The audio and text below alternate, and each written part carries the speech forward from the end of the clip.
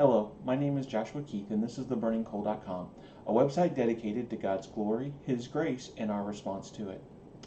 This week, we're going to be continuing with our perspectives from the Psalms, and we're going to be taking a look at Psalm 15. I find this to be a very powerful passage, one that is good for reminding us about what our walk with God really needs to be.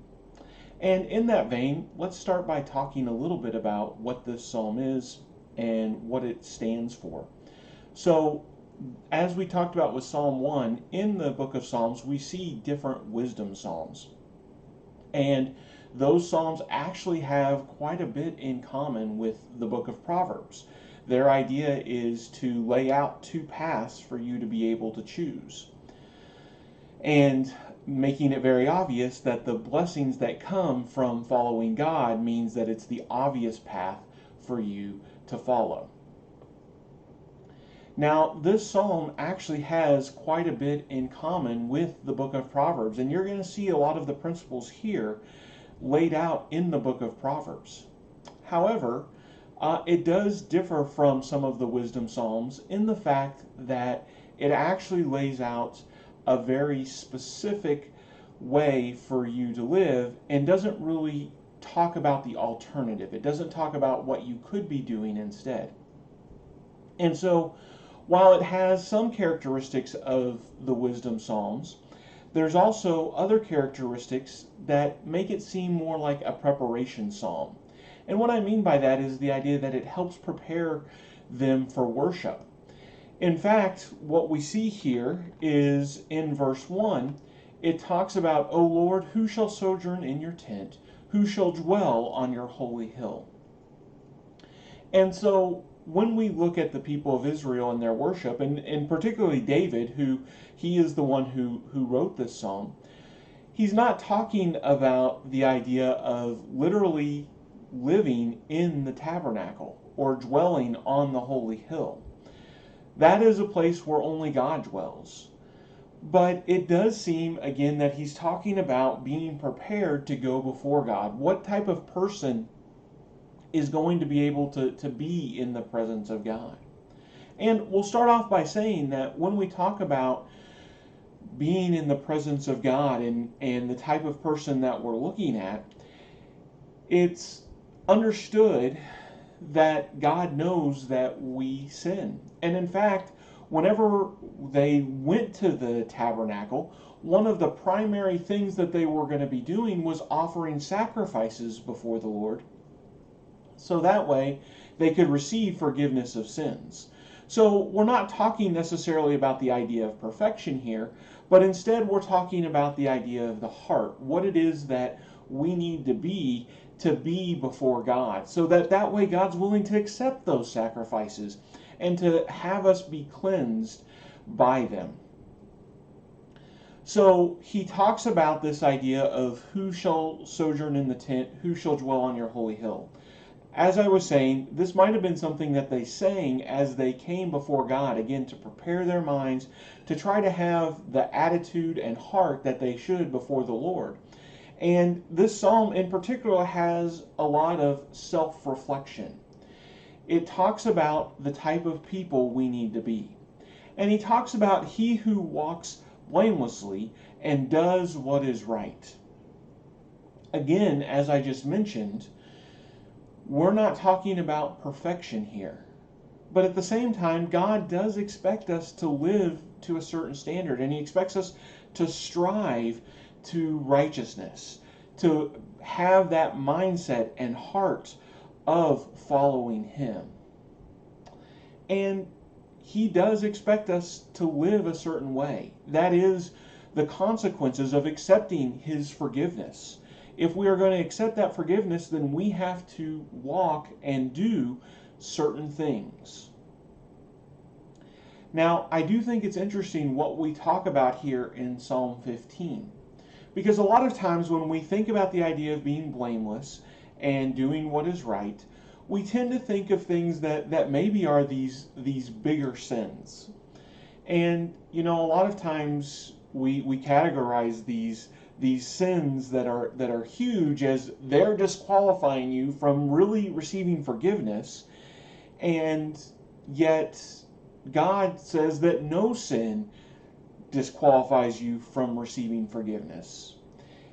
Yet he expects us to walk and act a certain way after receiving that forgiveness, and it's not just about avoiding the big sins.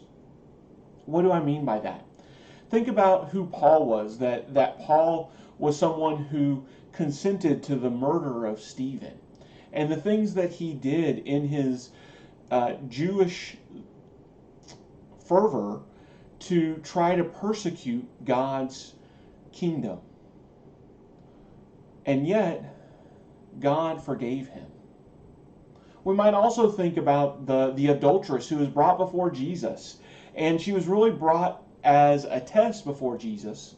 And when she is there, everybody is ready to condemn her. And that's really what they're looking for, is for Jesus to show that condemnation. And what do we see when Jesus is sitting at the house of Simon? And the woman who's an adulteress comes before him. Doesn't he know the type of woman that she is? And so these public and big sins like murder and sexual immorality, sometimes we might get in the mindset where that's what we focus on and we try to avoid those things. And if we do that, then surely we're blameless and we're doing what is right before the Lord. But I find it interesting that here in the Psalm 15, where it talks about walking blamelessly, where it talks about being able to come in the presence of God, it does not talk about that major type of sin. It really doesn't even talk about theft in the way that we would think about it. Instead, it talks about sins that may be thought of as more subtle, but sins that are a problem in our heart. And that's what he transitions to here. He talks about and speaks truth in his heart. One of the things that the psalmist David here really dives into is, what are the words that you are saying? How is it that you're speaking? Do you speak truth in your heart? And we see in the Ten Commandments that God gives that we're supposed to have honest conversation about those around us, that we're not supposed to lie and give false witness about those around us. But God expects more than just not lying on the stand. Notice what he goes in to say. He says he does not slander with his tongue and does no evil to his neighbor, nor takes up a reproach against his friend. So we note here a few different things about the speech that God expects from us. We see that God expects us to not slander, to not do evil, and to not take up a reproach. So first of all, this idea of not slandering. Again, this is not just in a courtroom type setting, but it's also about how we talk about one another. And we have to be really careful as Christians to not get caught up in gossip, in talking bad about one another, or listening to others talking bad about somebody. It's actually very easy, and you can find that there are times where people in the church actually gossip about one another. And it's very interesting the way that he talks about this idea of slander and speaking truth in your heart. This would, of course, apply to the sojourner. It would apply to the stranger coming into the land. It would apply to anybody that you talk about. But notice that he goes and talks specifically about neighbors and about friends. And I think this is telling because typically when we gossip, there are times where we may gossip about those who are strangers, those who are not typically around us, especially maybe when we see famous people, and we can get caught up in that. But if you think about the gossiping that you've heard or maybe even participated in, who typically are we gossiping about? Those that we spend the most time with, those that we are closest with, those that we worship with. And that's not being truthful in heart. A lot of times, again, we talk about the idea of avoiding murder. But Jesus says that you need to avoid anger as well. And as we look in what Jesus teaches, but also what Paul teaches in Ephesians chapter 4, that we need to make sure that our speech is only uplifting. It's not something that brings people down. It's not something that tears others down.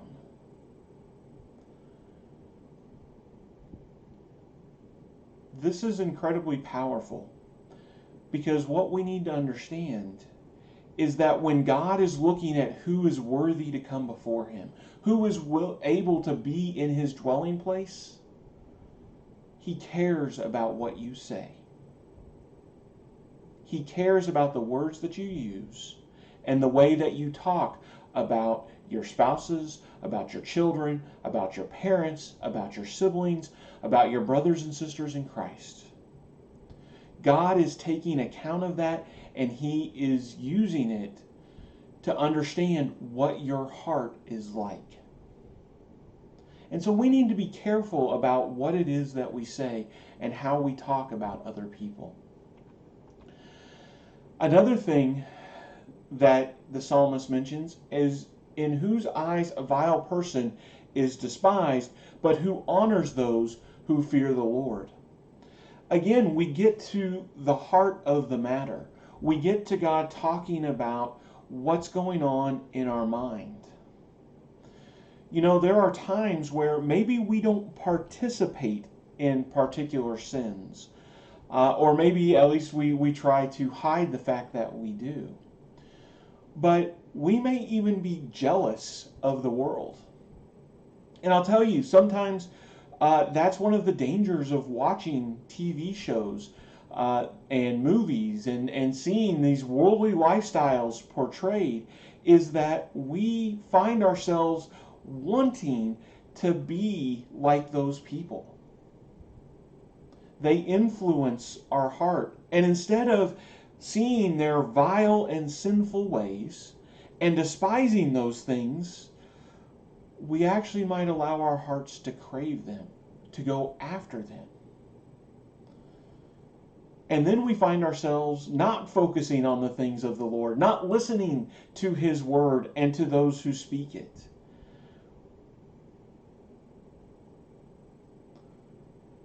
It's actually very easy for us to get caught up in the ways of the world and to be jealous of the people of the world, not just in our entertainment, but sometimes you can almost imagine what we talked about with Psalm 73, where the psalmist there, he says, when I looked at the rich, I almost stumbled, because they never had anything bad happen to them.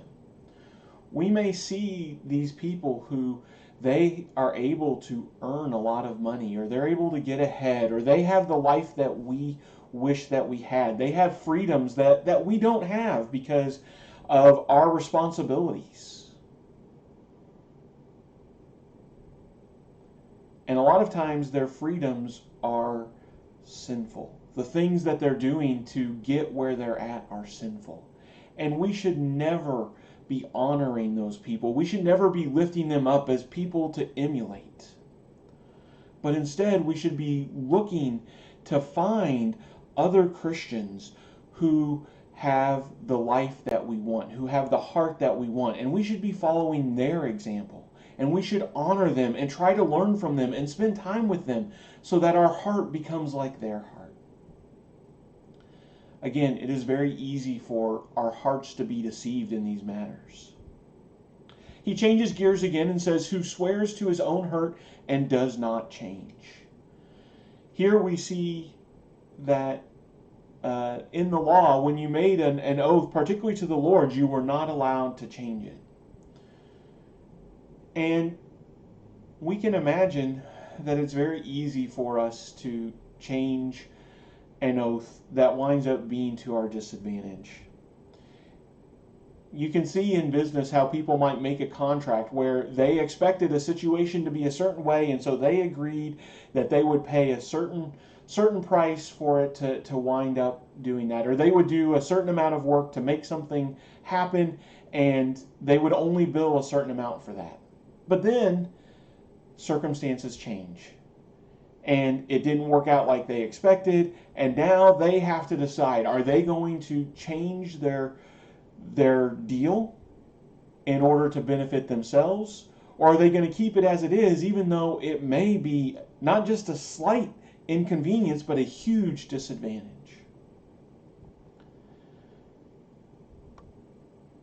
As Christians, we need to be people of our word. And again, as we see Jesus talk about, it's important to do this in the big things like these big contracts and these business deals. But it's also important that we do it in the small things. Do we commit to things and then because it doesn't really work with our schedule, because it's inconvenient for us, or because we don't feel like it, we decide to change what we had committed to? As the type of people that are walking right before the Lord, we need to keep our word. We need to be people that can be relied upon, for what we say is what we do. And so again, there's these small things that God is expecting for those who would come before him.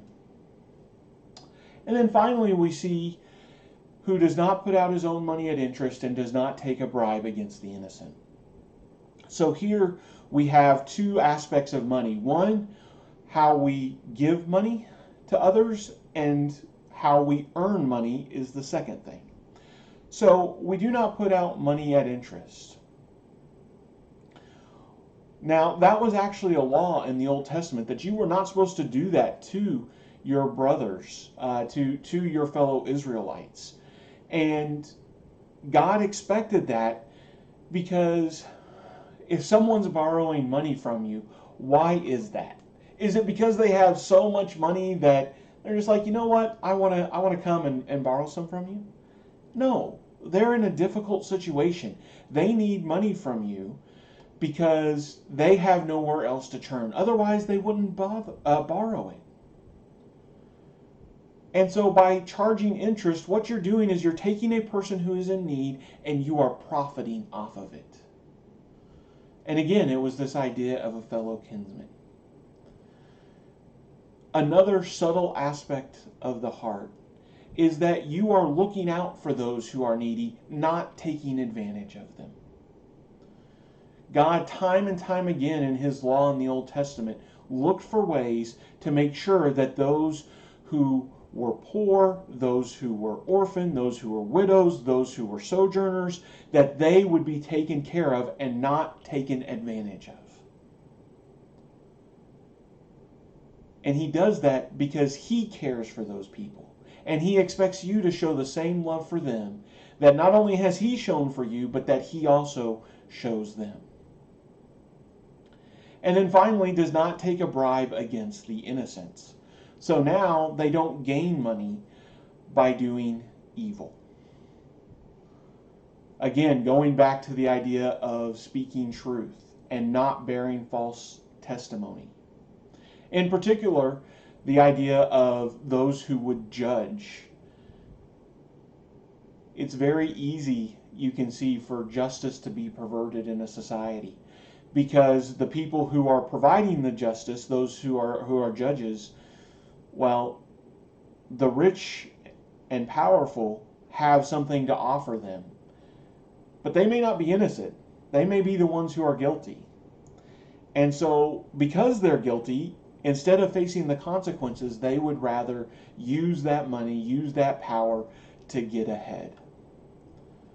And God says that those who are in that position, again, they don't take advantage of the poor. They don't take advantage of those who are disadvantaged. Instead, they deal uprightly and honestly with all. And so, again, when we look at this idea, this is what David has for us to look at when he talks about who shall enter the temple. We didn't talk about what you would think is the biggest of the 10 commandments. Instead, it was about the heart. It's about the words that you speak. It's about the way that you treat those around you. And he finishes it off by saying, "He who does these things shall never be moved." Reminds us of Psalm 1. Like the tree planted by the water, we shall not be moved. A lot of times when things happen and you see people carried away by these big public sins, we wonder, how did that happen? It's because their heart was corrupted. And so I think what David means by this, or at least one of the things that he means by this, is that if you focus on your heart, if you do the small things, it protects you from the evil, from the corruption that eventually leads to the larger sins. So we as Christians need to always be guarding our heart, so that way we can be in God's temple. I hope this lesson has helped you and that it blesses you in the work for His kingdom.